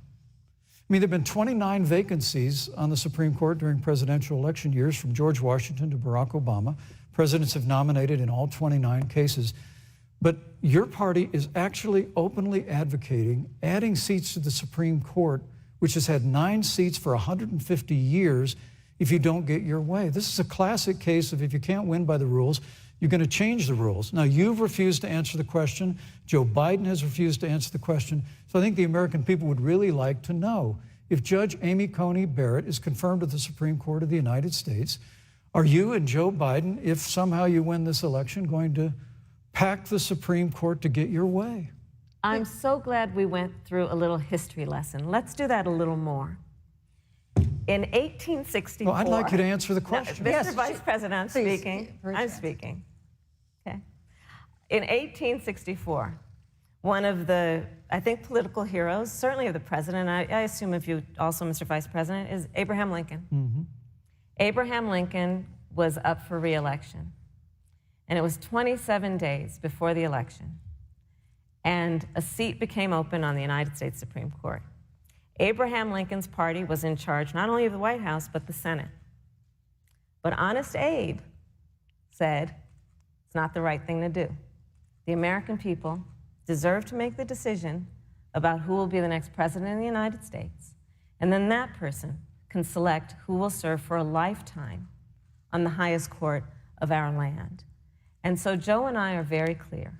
The American people are voting right now, and it should be their decision about who will serve on this most important body for a lifetime. Thank you, And Senator the Harris. people, Susan, are voting right now. They'd like to know if you and Joe Biden are going to pack the Supreme Court if you don't get your way in this nomination. Let's talk about packing. You once Come again on. gave a non-answer. Joe Biden gave a non-answer. Trying to answer you the now. American people deserve a straight answer. And if you haven't figured it out yet, the straight answer is they are going to pack the Supreme Court if they somehow win this election. Men and Mr. women, Vice President, I got to I tell you, think people across this country, if you cherish our Supreme Court, if you cherish the separation of powers, you need to reject the Biden-Harris ticket. Come November the 3rd, re-elect President Donald Trump, and we'll stand by that separation of powers in a 9-seat Supreme Court. Yeah, let's talk about packing the court then. Let's talk about the Please. fact. Yeah, I'm about to. So the Trump-Pence administration has been, because I sit on the Senate Judiciary Committee, Susan, as you mentioned, and I've witnessed the appointments for lifetime appointments to the federal courts, district courts, courts of appeal. People who are purely ideological, people who have been reviewed by legal professional organizations and found to have been not competent, are substandard. And do you know that of the 50 people who President Trump appointed to the Court of Appeals for lifetime appointments, not one is black? This is what they've been doing. You want to talk about packing a court? Let's have that discussion. All right, thank you, Senator. Let's go on and talk about the issue of racial justice. I just want the record to reflect she never answered the question. So I think the American people, maybe in the next debate, Joe Biden will answer the question, but I think the American people know the answer. Thank you, Vice President. In March, Breonna Taylor, a 26-year-old emergency room technician in Louisville, was shot and killed after police officers executing a search warrant in a narcotics investigation broke into her apartment. The police said they identified themselves. Taylor's boyfriend said he didn't hear them do that. He used a gun registered to him to fire a shot, which wounded an officer. The officers then fired more than 20 rounds into the apartment. They say they were acting in self-defense. None of them have been indicted in connection with her death. Senator Harris, in the case of Breonna Taylor, was justice done? You have 2 minutes. I don't believe so. And I've talked with Breonna's mother, Tamika Palmer, and her family deserves justice. She was a beautiful young woman. She had as her life goal to become a nurse, and she wanted to become an EMT to first learn what's going on out on the street so she could then become a nurse and save lives. And her life was taken unjustifiably and tragically and violently. And it brings me to, the 8 minutes and 46 seconds that America witnessed, during which an American man was tortured and killed under the knee of an armed, uniformed police officer. And people around our country of every race, of every age, of every gender, perfect strangers to each other, marched shoulder to shoulder, arm in arm, fighting for us to finally achieve that ideal of equal justice under law. And I was a part of those peaceful protests.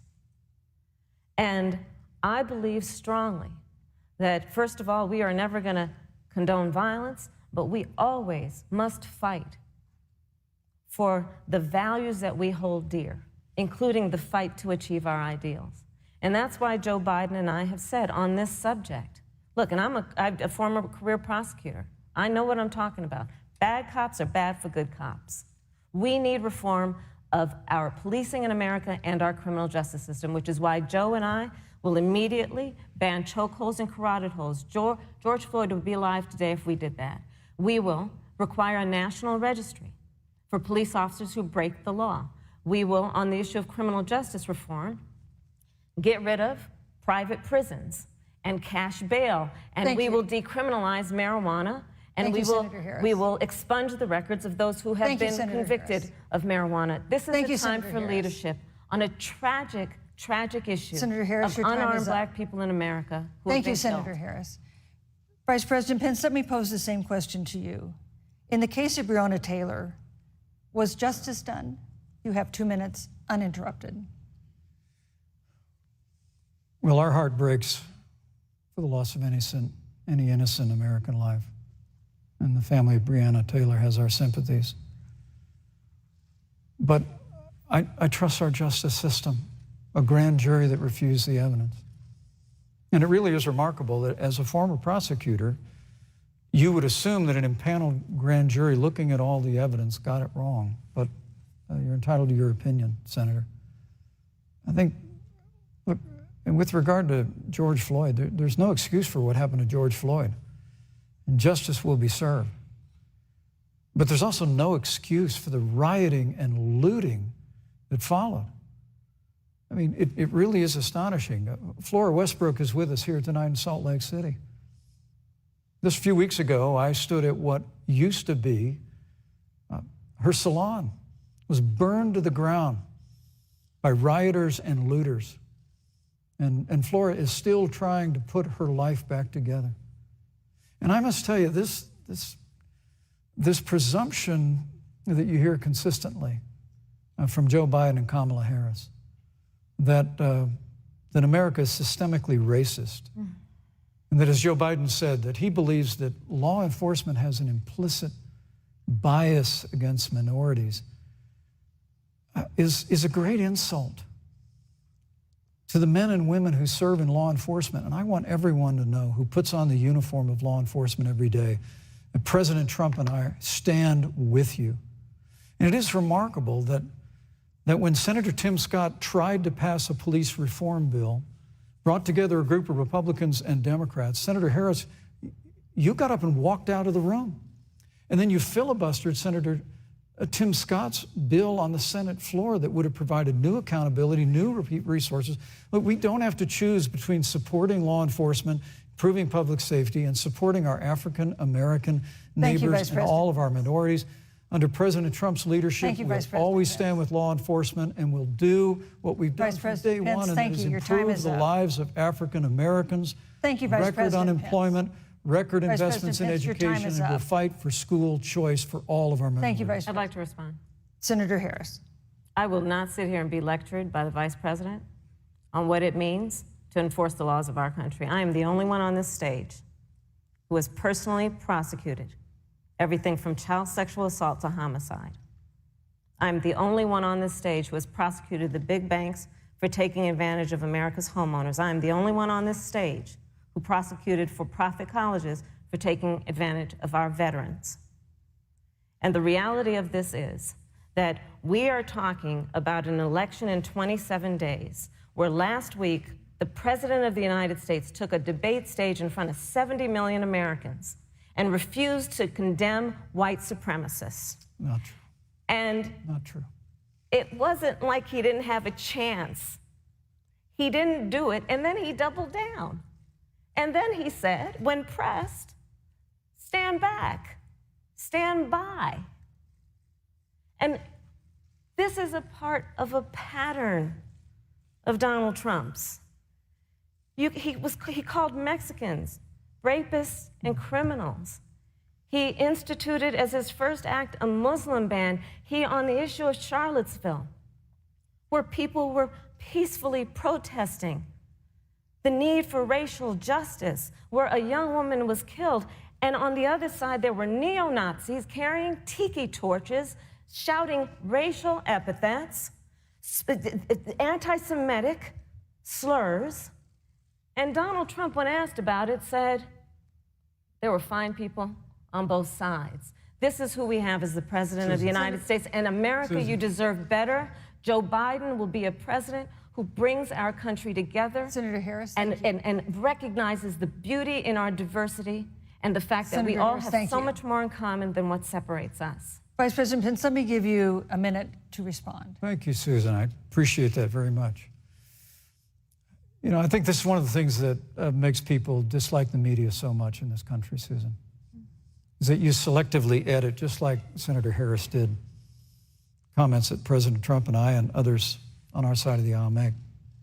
I mean, Senator Harris conveniently omitted, after the president made comments about people on either side of the debate over monuments, he condemned the KKK, neo-Nazis, and white supremacists, and has done so repeatedly.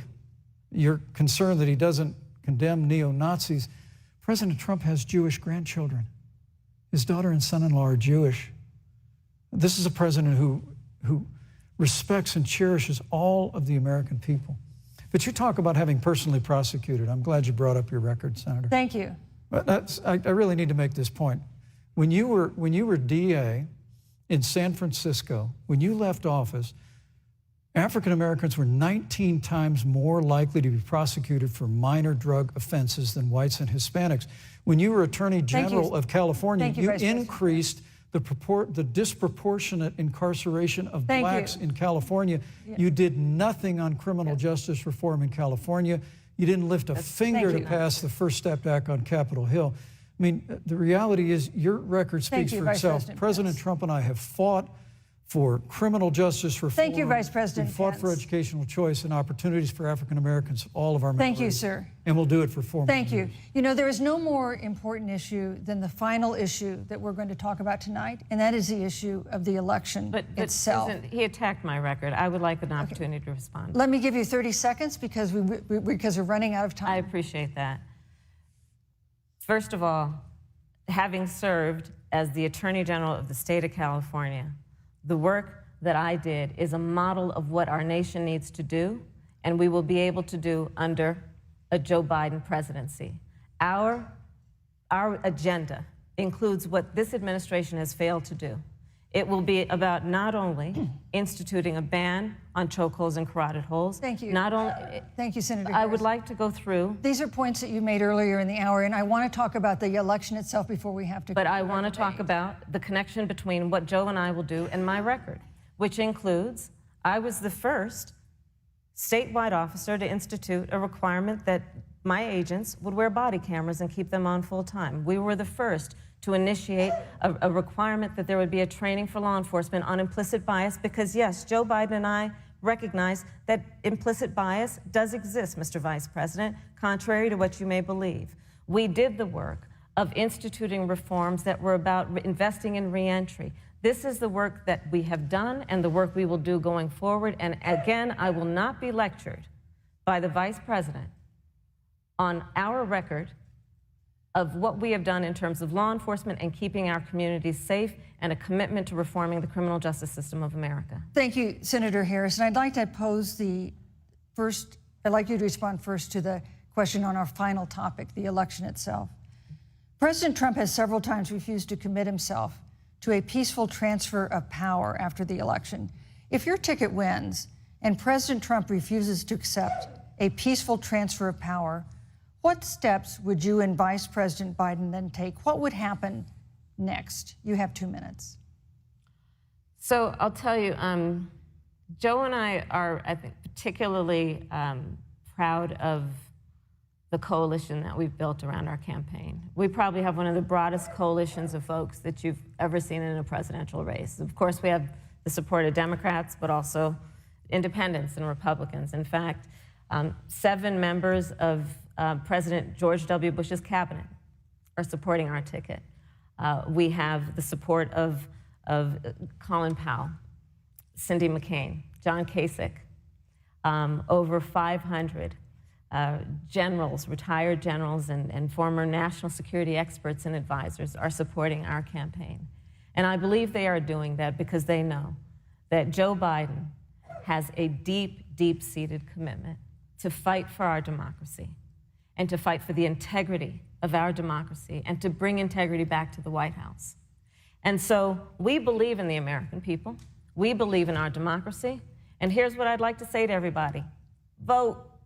Please vote. Vote early. Come up with a plan to vote. Go to iwillvote.com. You can also go to joebiden.com.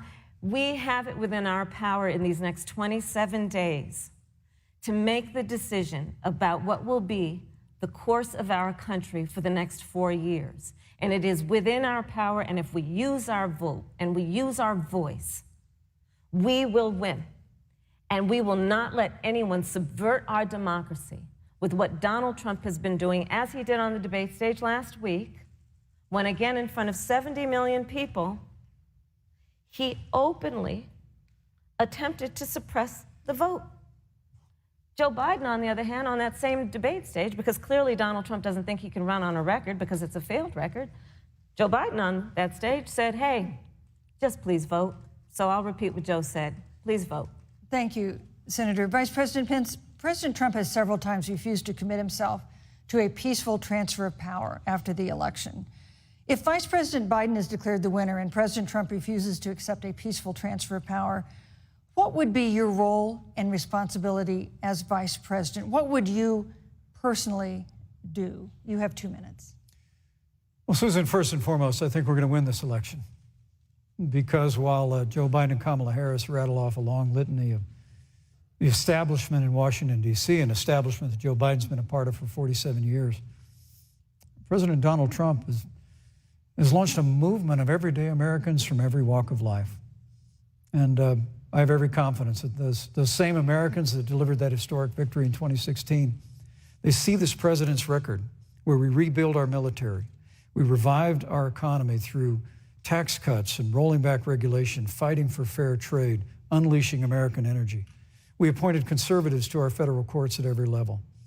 And we stood with the men and women of law enforcement every single day. And I think that movement of Americans has only grown stronger in the last 4 years.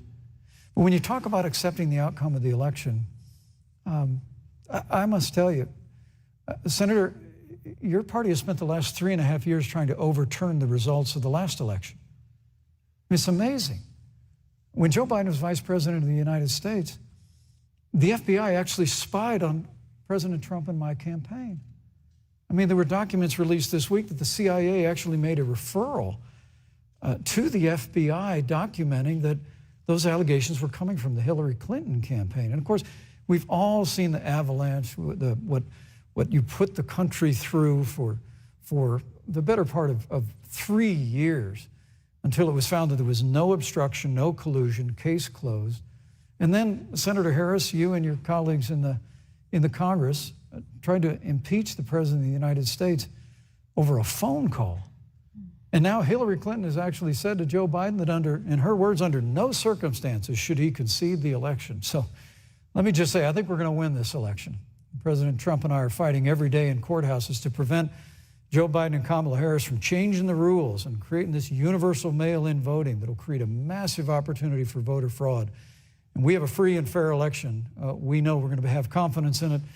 And I believe in all my heart that President Donald Trump's going to be reelected for 4 more years. You know, I've written all the questions that I've asked tonight, but for the final question of the debate, I'd like to read a question that someone else wrote. The Utah Debate Commission asked students in the state to write essays about what they would like to ask you. And I want to close tonight's debate with the question posed by Brecklin Brown. She's an 8th grader at Springville Junior High in Springville, Utah. And here's what she wrote, quote, "When I watch the news, all I see is arguing between Democrats and Republicans. When I watch the news, all I see is citizen fighting against citizen. When I watch the news, all I see are 2 candidates from opposing parties trying to tear each other down. If our leaders can't get along, how are the citizens supposed to get along?" And then she added, "Your examples could make all the difference to bring us together," end quote. So to each of you in turn, I'd like you to take 1 minute and respond to Brecklin. Vice President Pence, you have 1 minute. Brecklin, it's a wonderful question. And let me just commend you for taking an interest in public life. I started following the news when I was very young. And in America, we believe in a free and open exchange of debate. And we celebrate that. And it's how we've created literally the freest and most prosperous nation in the history of the world. But I would tell you that don't assume that what you're seeing on your local news networks is synonymous with the American people. You know, I look at the relationship between Justice Ruth Bader Ginsburg, the late justice who we just lost from the Supreme Court, and the late Justice Antonin Scalia. They were on polar opposites on the Supreme Court of the United States, one very liberal, one very conservative. But what's been learned since her passing was the 2 of them and their families were the very closest of friends. I mean, here in America, we can disagree. We can debate vigorously, as Senator Harris and I have on this stage tonight. But when the debate is over, We come together as Americans. And that's what people do in big cities and small towns all across this country. So I just want to encourage you, Brecklin. I want to tell you that we're going to work every day to have government as good as our people. And the American people each and every day love a good debate. We love a good argument. But we always come together and are always there for one another. Thank you, in Vice times of President. need. And we've especially learned that Thank you, through Mr. the Vice President. difficulties of this year. Senator Harris, what would you say to Brecklin? First of all, I love hearing from our young leaders. And when I hear her words, when I hear your words, Brecklin, I know our future is bright because it is that perspective on who we are and who we should be that is a sign of leadership and is something we should all aspire to be. And that, that brings me to Joe. Joe Biden, one of the reasons that Joe decided to run for president is after Charlottesville, which we talked about earlier. It so troubled him and upset him like it did all of us, that there was that kind of hate and division. What propelled Joe to run for president was to see that over the course of the last 4 years, what Brecklin described has been happening. Joe has a long-standing reputation of working across the aisle and working in a bipartisan way. And that's what he's going to do as president. Joe Biden has a history of lifting people up and fighting for their dignity. You have to know Joe's story to know that Joe has known pain, he has known suffering, and he has known love. And so, Brecklin, when you think about the future, I do believe the future is bright. And it will be because of your leadership, and it will be because we fight for each person's voice through their vote, and we get engaged in this election because you have the ability through your work and through eventually your vote Thank you, to Senator determine Harris. the future of our country and what its leadership looks like. Thank you, Senator Harris. Thank you, Vice President Pence. Thank you so much for being with us tonight. We want to thank also the University of Utah for its hospitality, and most of all, our thanks to all the Americans who watched this debate tonight. Again, our best wishes for a quick recovery to President Trump, the First Lady, and everyone who is battling COVID-19. The second presidential debate is next week on October 15th, a town hall style debate in Miami. We hope you'll join us then. Good evening. She scored some points with. Wow. Holy. Well, that was so much better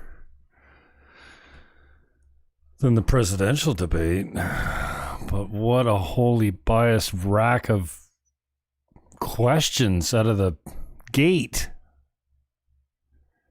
And I can't wait to see CNN meltdown. Was effective when going after the administration's. We'll get to that. Can't play too much CNN because they shut me down.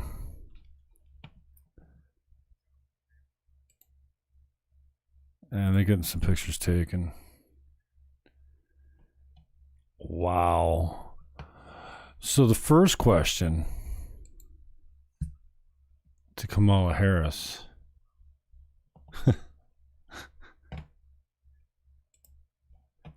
And this is, you gotta go here, dudes. You must sign up for censor.tv. It's $10 a month. If you're into comedy, political commentary, this is your guy right here, man. And what the fuck was with that fly on poor Mike Pence's head? That fly hung out on Pence's stark white hair for 5 minutes. Well, maybe not close, a couple minutes.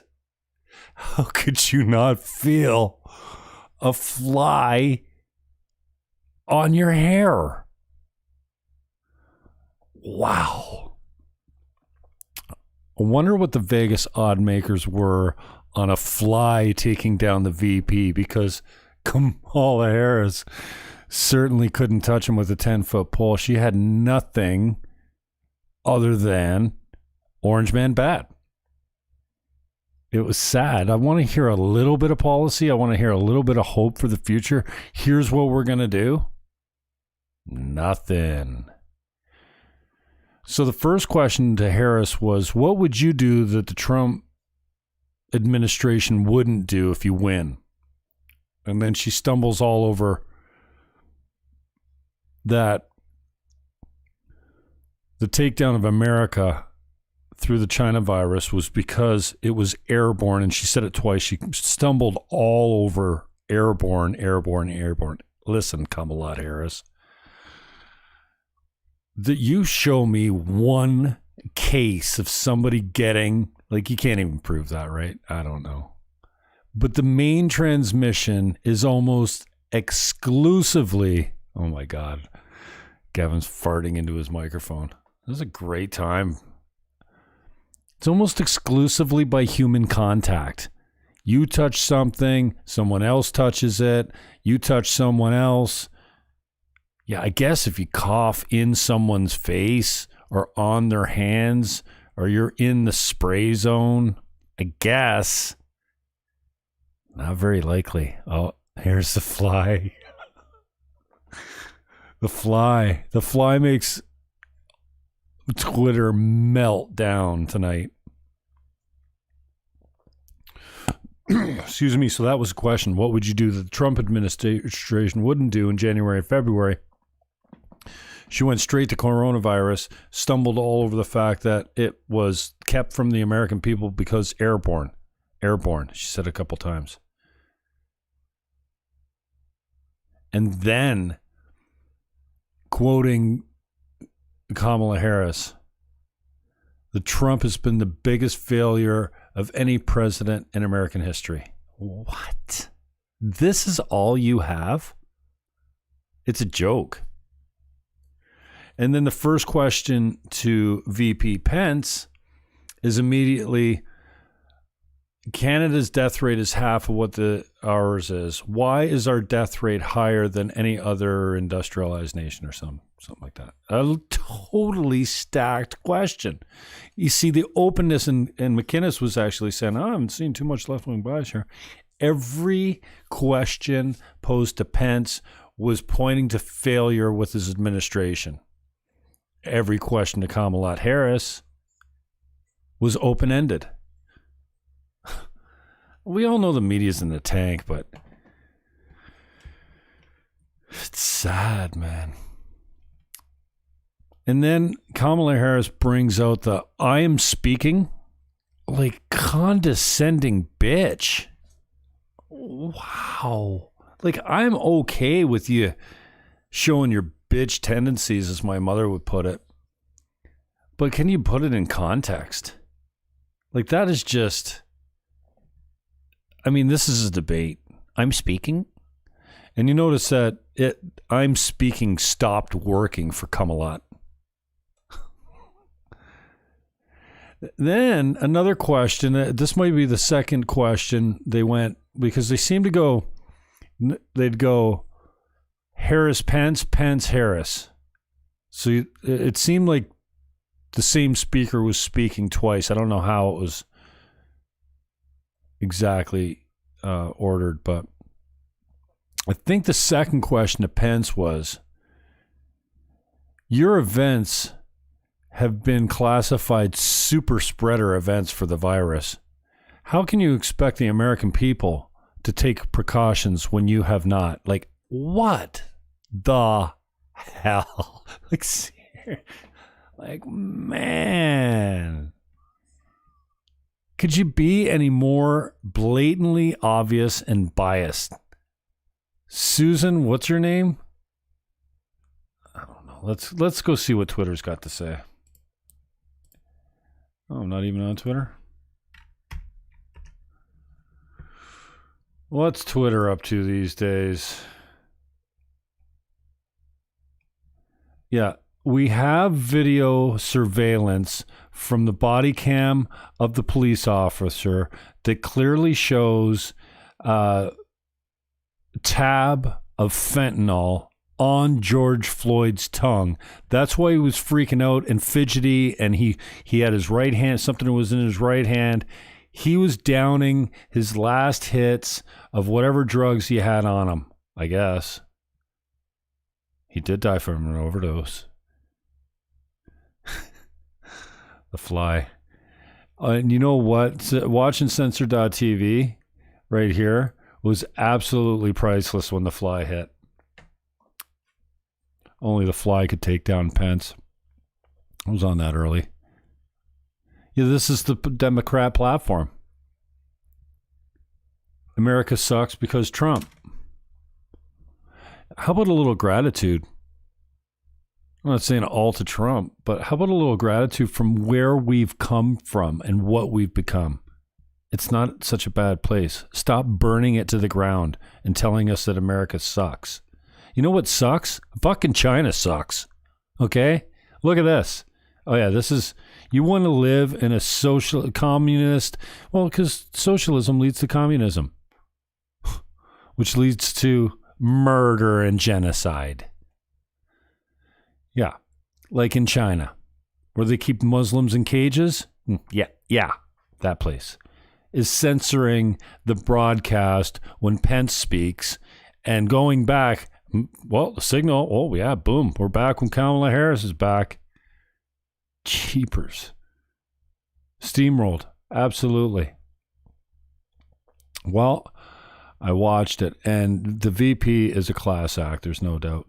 And guess what? Guess who's an anti-vaxxer now? Because if the vaccine comes from Trump, I won't take it.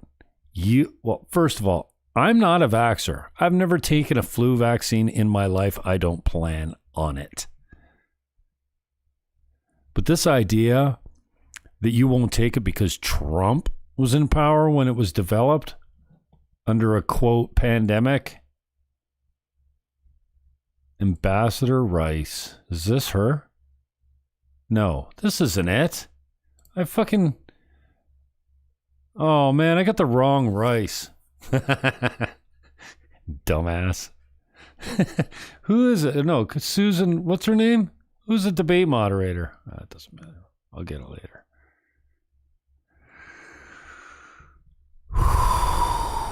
Wow. All right. Oh, go check out my interview with Jennifer Lynn. She was great today. Played a few songs. Nice girl. Solid human being. Put on a mask there, you big dummy. Guess it's 0, why don't you? All right. What time is it? Oh, my mother's going to come home soon. I better get in bed. Have you seen this? This is just wrong.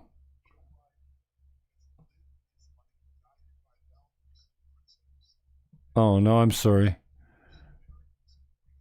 You can't hear it. I know, okay, Joe. Let's try this Joe again. Biden has lived his life guided by values and principles. Oh my God! That I mirror know this is going to give you Americans nightmares. I know it.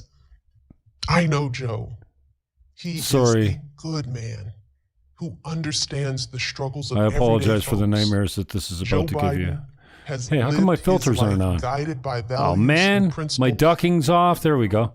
I turned this off. Oh no, that's for speakers. I know, Joe.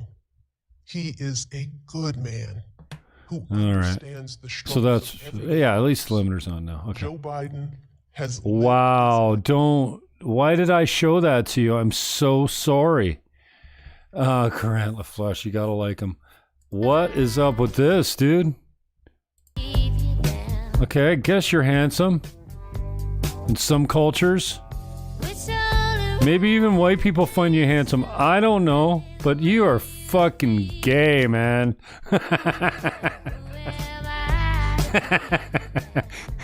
If you're doing like that, that's just too happy and gay for me, dude.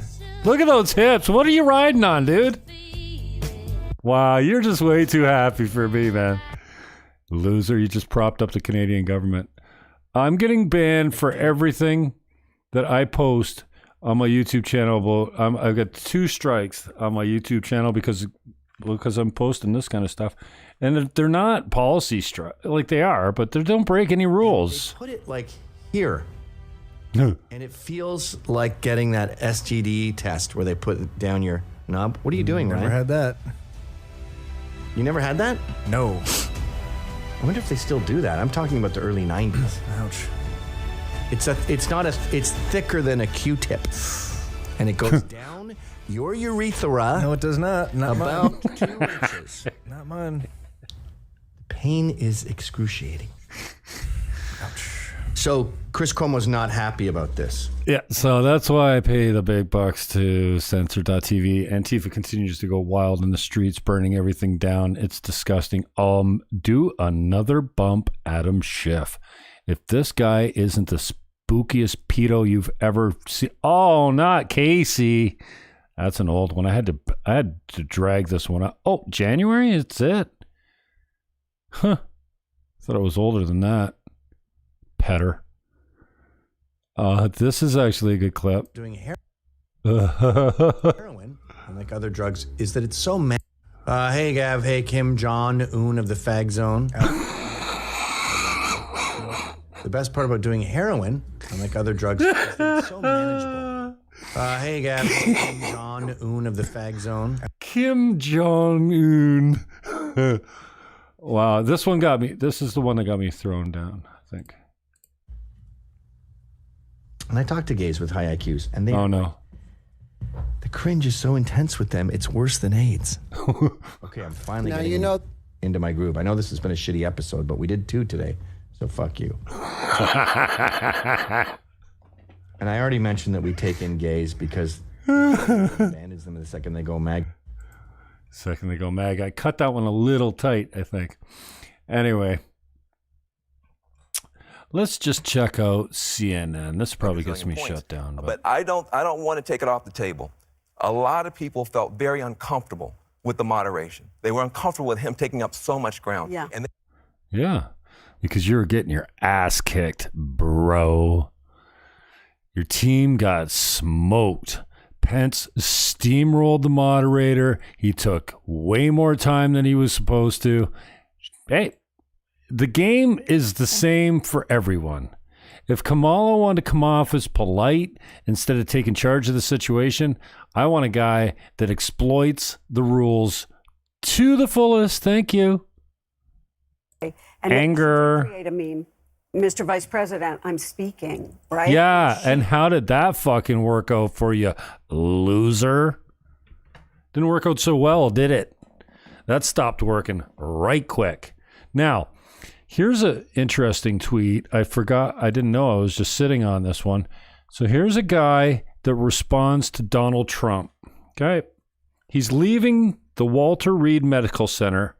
This is before he leaves. He's announcing that he's leaving. This was Monday. I predicted that they would keep him Monday and the media would go nuts, and I'm wrong on just about everything. So dude replies to Trump. Let's see, how fast did he reply? 5:48. So Trump tweets at what time? 2:37. Dude replies hours later of a picture of his son coming home, hearing about his favorite president that is leaving the hospital. Now, this is a pretty good looking kid. Fake smile, but what do you expect? He's probably 10. All right, so he's got some artwork. President Trump. Dad's proud. No.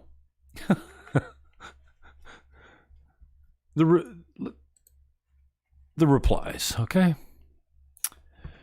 His drawing fucking sucks. And I want you to tell him I said it. Okay, thanks, Binks. Binks too nice.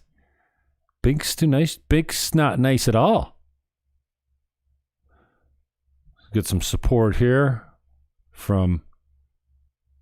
Stop it. Stop it, sweet Yara. Wow. Like, can you read this stuff? Do I have to read it to you?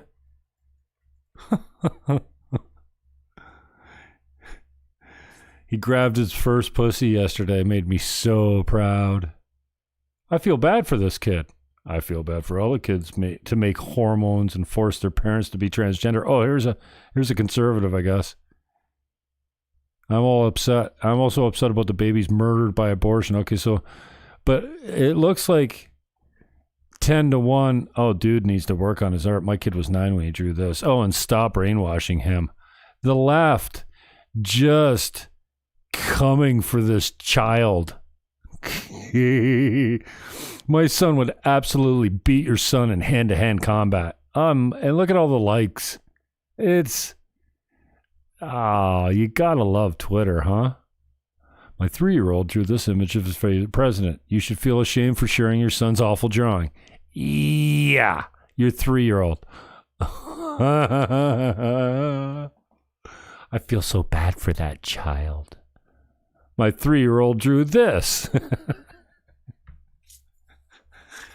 Wow. I'm freaking out. Anyways, I thought that was pretty funny. Deborah So's hot right now, man. She's got a new book out. She's doing the interview circuit. She's been on twice with Canadian Justice on the News Forum channel. Check that out on the new Bell 5 lineup. Kojiko, Rogers, whatever, it's there. It's up in the 1500s on Bell. 1514, I think. It's called the News Forum. Check out these crybabies. I can go down a laundry list of countries, Van, if you want to, about how our relationships are far superior now than they were under Barack. But let's take Ukraine for one. Oh, they got a conservative on CNN. What do you know? Huh. Anyways, go check out Deborah So's latest interview. She's doing the circuit, and she's solid. And transitioning children before puberty should be illegal, and it's child abuse. Damn. Maybe I need to call in to censored.tv. These guys are hitting the booze hard tonight. Dated. Check out Gav. He's loaded. Sober mind, it's the French champagne, fermented, but the drunk version is okay. Champagne, fermented in a bottle, dated. Does it do anything? Yes, it does. Does this do anything? By the way, we're not selling this sketch. It's a terrible drawing of All right. an uncircumcised penis and I was going to say a kid. I've been missing most of the show, but they did do most of the debate tonight. I was watching some of that, but then I had to make sure my stream was still solid. So Taylor, last chance, or we'll call you a doo-doo head. All right. Fucking doo-doo. How about the guy calling us about the debate and didn't watch us react to the debate and then asking us if we saw a fly? Yeah, he was a douche. Fucking dork. And Van Halen. Alex and Van Halen. all right. Hey there. Hey. Yeah, I just want This probably gets me shut down off of YouTube too. during the debate. It was Although not because of copyright, only because inappropriate content or something. I don't know. Yeah. I was worried that people would be mad, but like no one wants to really watch all that shit, especially when there's so much awesome rock going on in the late 70s and early 80s. oh darn right. All this debate stuff is All right. numbers, so it was a nice I'm gonna distraction. get out of here. Watch the rest of the Gavin McInnes Get Off My Lawn live. Oh, my notifications. What the piss? Lots of action tonight. Yeah. Excellent, Stephanie. What up, Stephanie? Anyways, I'm glad you tuned in tonight. And what's tomorrow? Thursday? Well, I guess I'll be here tomorrow at 7 o'clock. For the Jim Fannon Show Live. Tomorrow at noon, I have Viz, Erin Visitine from the Viz Show. She'll be in here for a couple hours probably. And then Friday at 3 p.m., I've got Paul Layton coming in. He's going to play some music and we're going to talk politics. He's got a pretty deep knowledge of history, conspiracies, and the like. All right? So tomorrow, noon, The Viz Show. Friday, 3 p.m., Paul Layton. Peace, love, and go fucking hug your neighbor. Take your mask off. Give your neighbor a big Olympic-sized Fannon hug. All right? I'm out.